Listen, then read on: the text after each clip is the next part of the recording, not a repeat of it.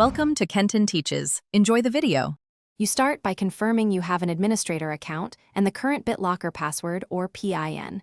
Without it, you cannot change credentials.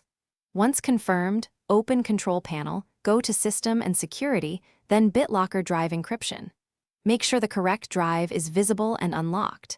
Now click the drive's Manage Bitlocker link, then choose Change Password to begin.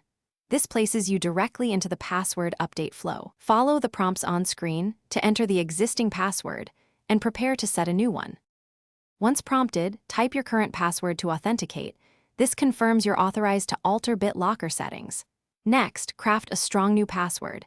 Use length and a mix of uppercase, lowercase, numbers, and symbols to resist brute force.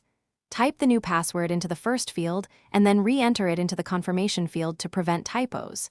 Make sure both entries match exactly.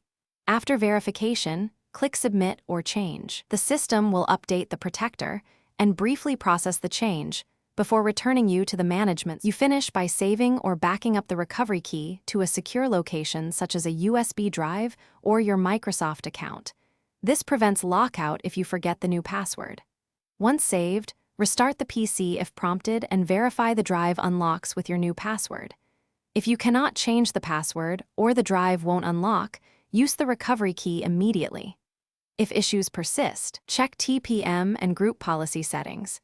Enable TPM with PIN support or consult your admin so Bitlocker policies.